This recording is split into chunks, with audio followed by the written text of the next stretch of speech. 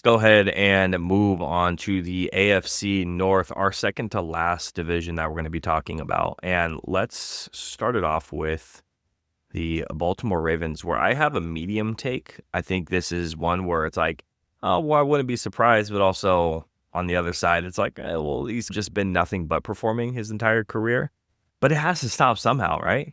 I think Derrick Henry is going to average below 4.5 yards per carry this year. He had 4.8 yards per carry last year. He's 31 with wear and tear, over 2,000 career carries. It has to stop somehow, right? Father Time catches up to damn near every single person, except for Tom Brady and LeBron James. Outside of that, it doesn't really catch up to. It catches up to every single person outside of those two for the most part. And especially with running backs, they have the shortest shelf life out of any one of the positions. And Derrick Henry's been doing it well for a while now. I still think he's going to be good. I still think he's going to be a 1,000-yard running back, very comfortable. I think he's going to be closer to 12 to 1,300 yards as a running back. But I do think that he's going to be less efficient than he has been in his previous seasons. Yeah, if you want to see what it looks like when Father Time is caught up to a player, he continues to play, just tune into some San Francisco Giants baseball and look what Justin Verlander has done this year at 42 years old. One of the best pitchers of all time, and it ain't looking good for him. So I went defense on this one just because I feel like if you look at the Ravens defense and you look at their secondary, Kyle Hamilton and what their secondary looks like, there's a very clear person that defenses are going to try to target this year. He's just a little guy, but Ravens fans are going to celebrate as Nate Wiggins leads the NFL in interceptions this year. What a surprise from last year, right? He wasn't supposed to be that good because light corners at that size shouldn't be that good, and he was very good. And we just saw the Commanders the year before that draft the lightest weight-wise corner of all time, and then he was awful. And then Nate Wiggins gets taken. Everyone goes, "Oh shit, here we go again," and he's fantastic. I think teams are going to try to pick on him and see if it's for real, and it's going to lead him to have massive opportunity to fill up the stat sheet. So, speaking of Commanders, I went with Jaden because that's my guy, but I just want to put this in here somewhere. That way it's recorded. I'm pretty disappointed that I didn't do something surrounding Luke McCaffrey because I got some belief in that dude, and I'm glad you brought him back, that team back up to jog my memory. But yeah, Nate Wiggins leading the league in interceptions for the Ravens this year. I think that's our only corner take, correct? Outside of like individual corner take, correct? Dude, I had a Christian Gonzalez thing for the Patriots, but decided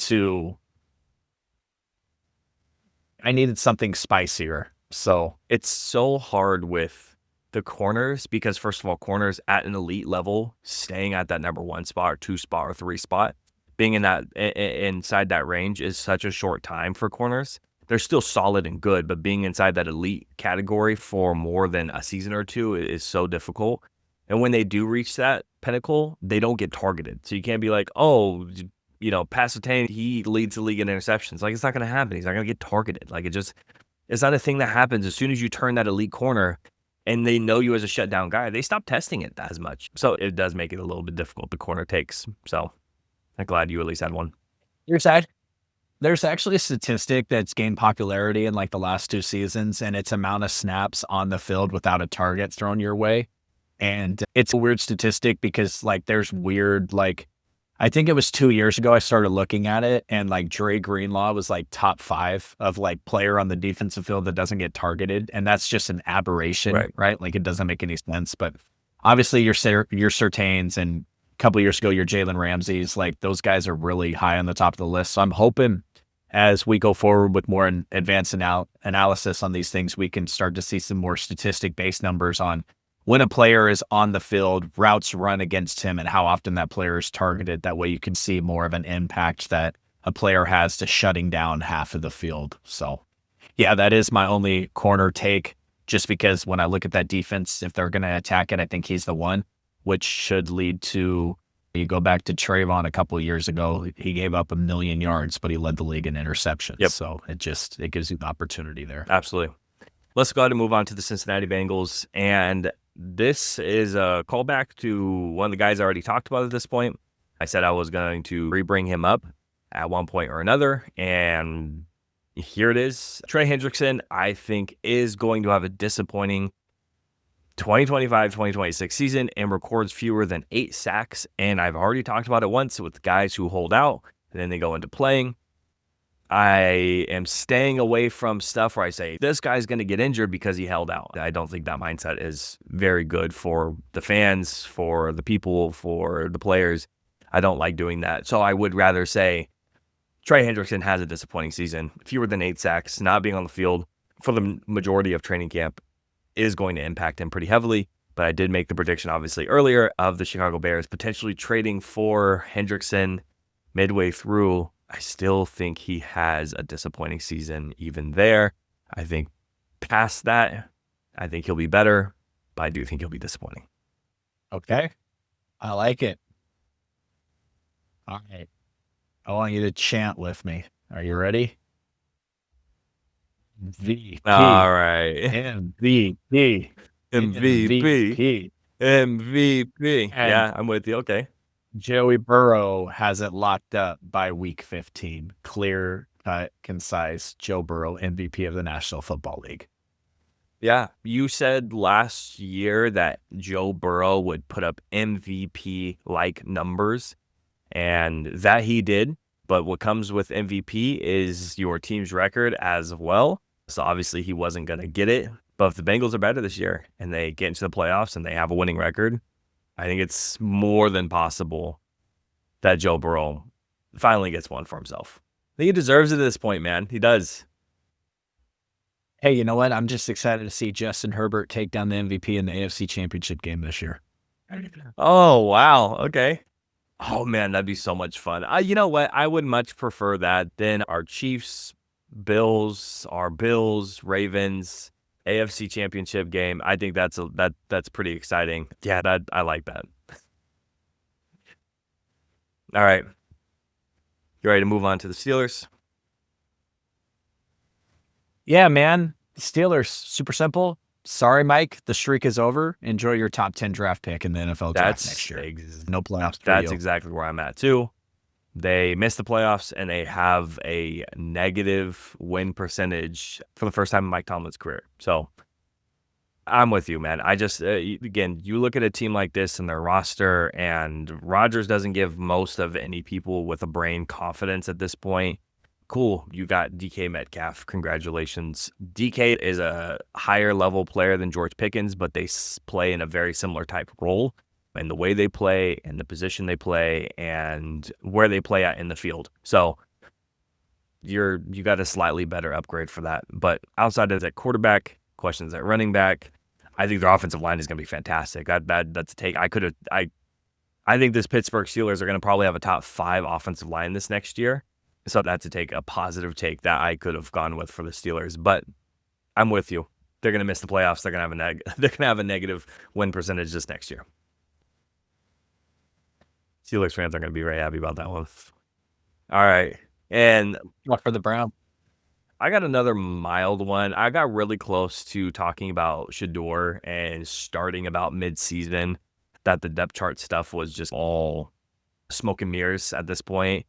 But I just went mild. I think Miles Garrett is going to have a 19-plus sack year, and he's going to make another All-Pro, and he's going to be in contention for Defensive Player of the Year. He only had 14 last year, 22 tackles for a loss.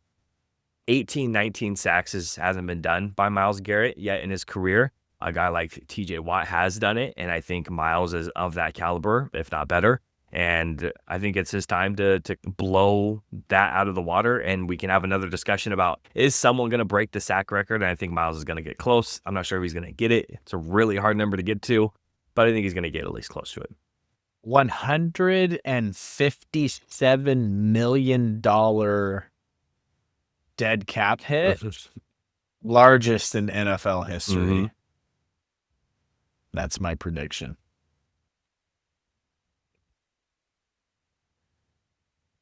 Can you even mitigate that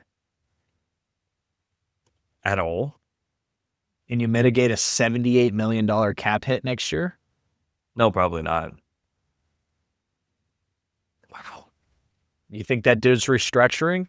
No, I don't think so. The only way Deshaun Watson is restructuring is if he does the Bobby Bonilla from the Mets and he's like, all right, you can pay me $5 million for the next 40 years. Oh. That's the only way. Oh no. Which even that is only $200 million. Like that's just a little bit more than he was getting anyway. No, we're gonna have a Deshaun Watson day. No. What have we done? Oh fuck. That's great. Your Deshaun Watson day. Oh my gosh. Because ESPN tweets it out Every Happy year. Bobby Bonilla. Yeah. Oh my gosh, that's crazy. What did I just speak into existence? Is it too late? Like, can we just let me start over? Hot Broncos take Shador Standards starts by week 8. Huh. Deshaun Watson day. Oh man, my back is hurting. I think I need to go get a massage. That's crazy. Oh Jesus. Oh, I wouldn't. That's the shit you can't say when you're produced by Locked On or the Blue Wire Network or something. You can't make any oh man. massage jokes. But if we get canceled, we just lose 150 subscribers anyway. So that's chill. My mom will still watch. Yeah, right.